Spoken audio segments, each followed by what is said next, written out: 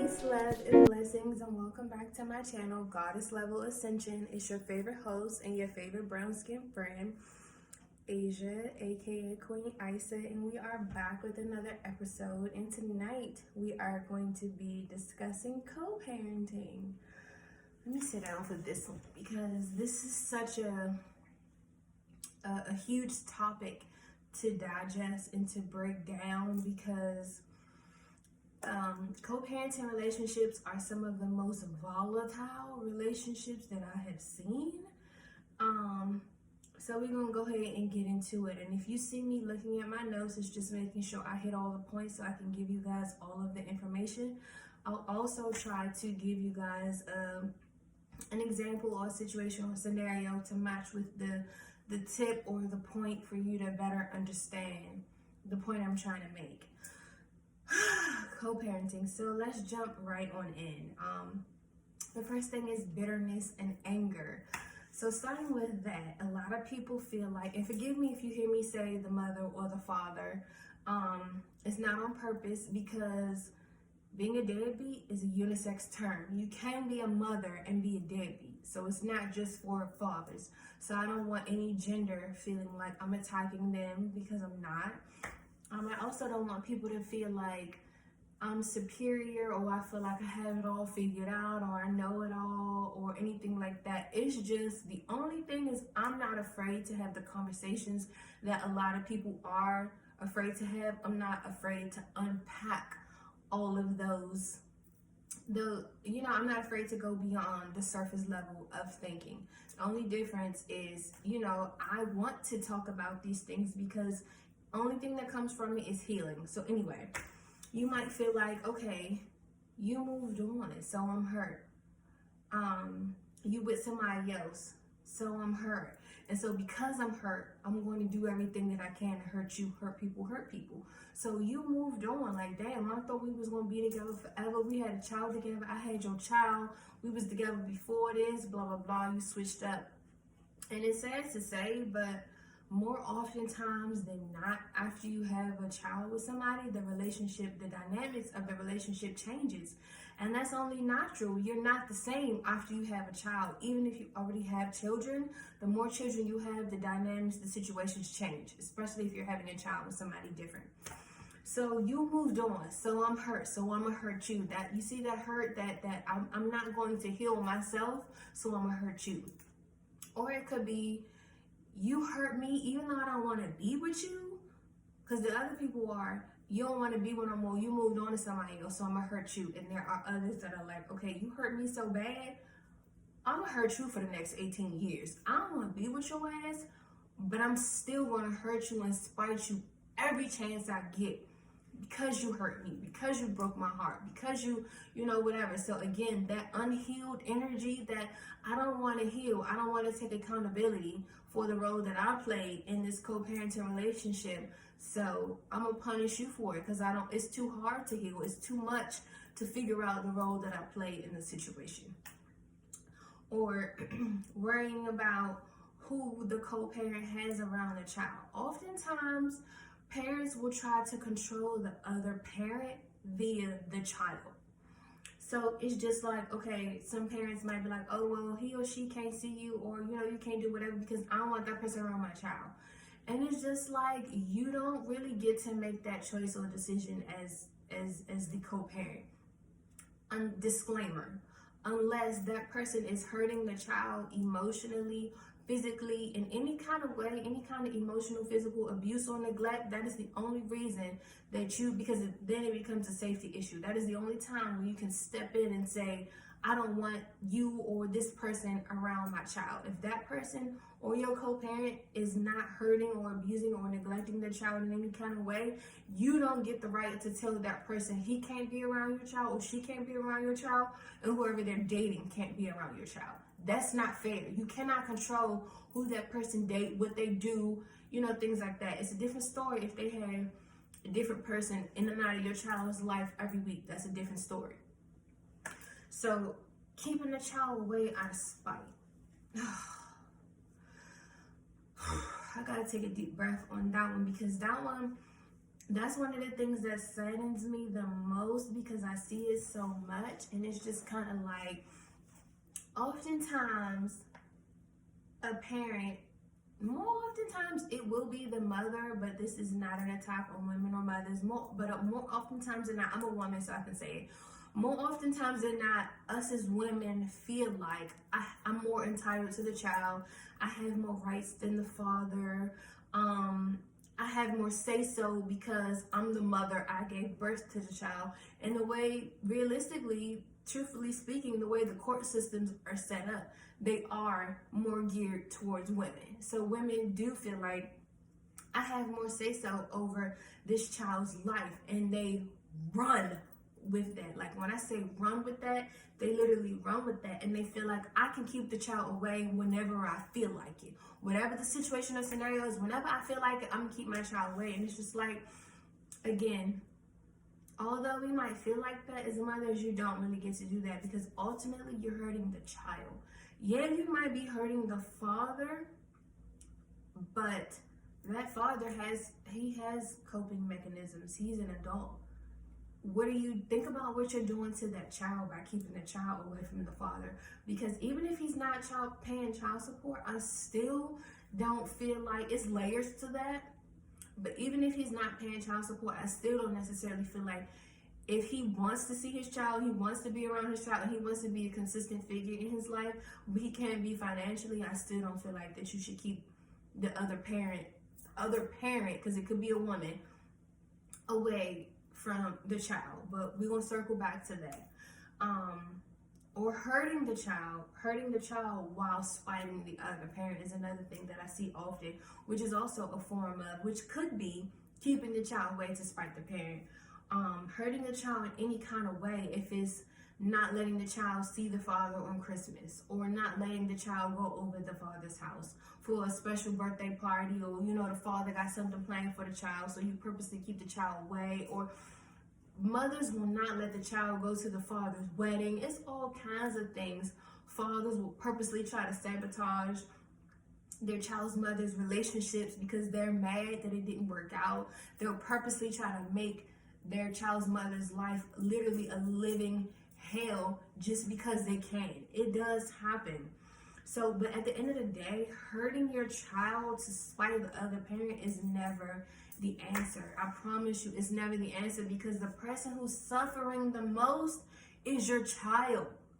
So I feel like one of the most important things in a co-parenting relationship is always going to be fairness, whether you want to hear it or not, whether you want to take accountability or not. Maybe this isn't for you, but a number one thing with co-parenting that you need to keep in your mind is fairness. So that means, if I feel like if all co-parenting relationships operated out of fairness, we would not have half of the situations that we had, including me. We wouldn't have half of the situations and co-parenting relationships that we have if people operated out of fairness. So that means, okay, I bought the child's, even breaking it down, simplifying it, I bought the child last pair of shoes, so you buy the child's next pair of shoes.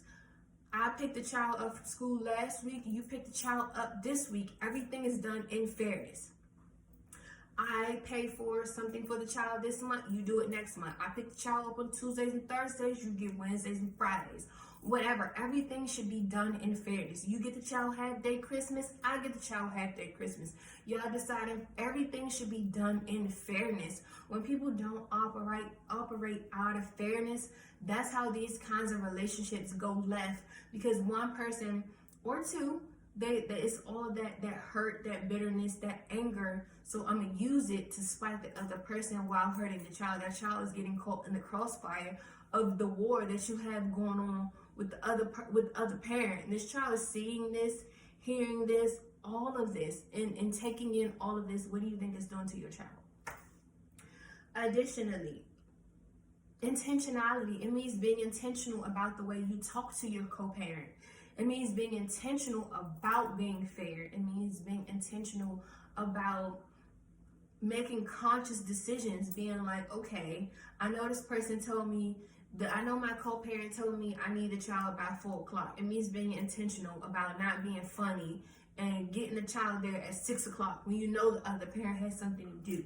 It means being intentional about the relationship that you have with your co-parent, because ultimately it affects the quality of life of your child. So if you're putting the best interest of your child first, then fairness would be easy. Because if you operate in fairness, the child would not lose. It's like really like the Lauryn Hill song, it could all be so simple. It's facts. If you operate in fairness with your co-parent, at least half of the issues that we have would not exist. Additionally, so that means splitting all costs, splitting all time equally. Like I said, breaking it down, holidays, costs, payments. Okay, the child has a bill for $100. You do 50, I do 50. I'm 50% of this child's parent, and so are you. That does not mean that one parent should carry more of a burden than the other.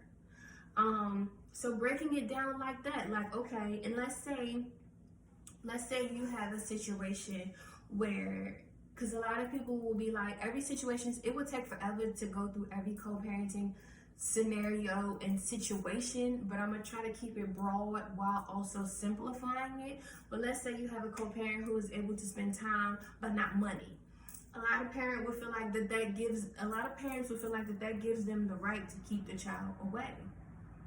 No, that doesn't. But that means that's where the intentionality that I talked about a few minutes ago comes in. Okay, you can't help me out financially. Well, then that means that you're doing all field trips, you're doing all pickups for the rest of the month, you're getting a child every weekend. You can't help out financially, so you're going to be an asset to me and this child in some other way. You can't help out with, doing things financially for the child. All right, cool.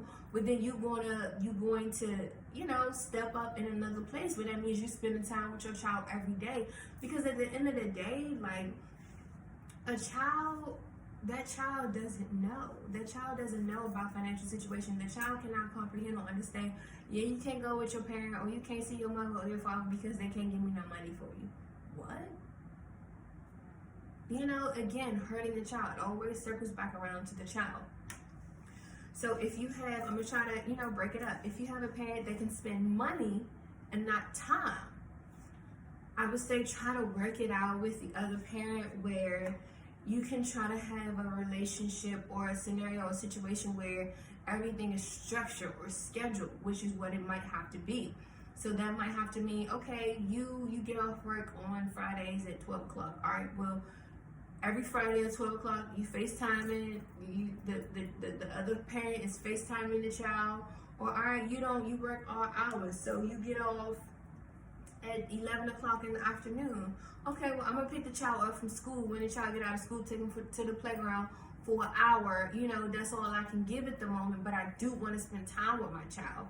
So it's just working it out in a structured and intentional way where it can work. Or if you have a completely absent parent altogether, that's a situation too. I know that exists too. And for that, I say I still would not bash the other parent in front of the child, because so often parents will completely some of the things that parents say about the other parent in front of the child is just that in itself is extremely toxic. Because your child, at the end of the day, that's your child other parent, and they can't defend their other parent, so your child is left sitting hurt and confused as to why their other parent is disrespecting and talking about the other parent that way. You don't know what effect that's having on your child hearing you cuss out and disrespect that child's parent. They cuss him or her out while the child is not around or sleep or to somebody else all you want. But in front of the child, that is a no. That is so toxic, it's so damaging, and it's so confusing to that child. Do not do that. For the absent parent. And for that is child support. That's a route for financials. But ultimately, you can't force another parent to spend time with the child. I know we try to, I know we want to, but at the end of the day, you are going to stress yourself out and run yourself ragged trying to get the other parent to spend time with the child. You have to focus your energy elsewhere, which should be on your child. Nurturing and cultivating your child to try to make up for that deficit of that other parent. Don't put that energy into that parent. Redirect that energy into your child. Or you can have a situation where you have an in and out parent. And now this is a little different because for this situation, I say that you should protect your child first. And it's not healthy to have a parent in and out of a child's life. That requires intentionality and structure as well. I still don't feel like, even if you have a parent that's in and out, I still don't feel like that you should completely shut the parent out, but it should be structured. Example, okay, I'm not going to allow you to be in and out of my child's life, but you're expressing that you want to see your child. All right, he or she has a birthday on Friday. You can come at 3 o'clock. I wouldn't tell my child because I don't want to disappoint my child because I know the parent is in and out. But if they come, great, cool. And you don't have no toxic energy as the other parent around that child or that situation at all. You let that child enjoy that moment with their other parent. And you're not losing anything. And you try to encourage that to happen again. And if it doesn't, you've done your part. Like, again, you cannot force another parent to be consistent in your child's life, but what you can do is try to ensure that your child is not damaged in the process. I would not allow an in and out parent, but I would try to make for some kind of structure. Like, and if their parent doesn't come through with their birthday party on Friday at 3 o'clock, then you're not allowed to pop up at 2 o'clock in the morning. You're not allowed to, you haven't seen this child in 6 months and you pop up on Christmas or Thanksgiving or on their birthday party, unannounced, no contact, no nothing. That's not allowed. Structure only, intentionality only for that child, because that child doesn't deserve the in and out wondering why they aren't enough. So for in and out parents, structure only. If they don't tell the child, if they follow through with it, great, cool, perfect. Is nothing lost, only a gain for your child. So that's in and out parent, absent parent, money no time, and time no money. So that's different categories that you can kind of see where you fall. Like I said, but each and every situation, circumstance, scenario is different.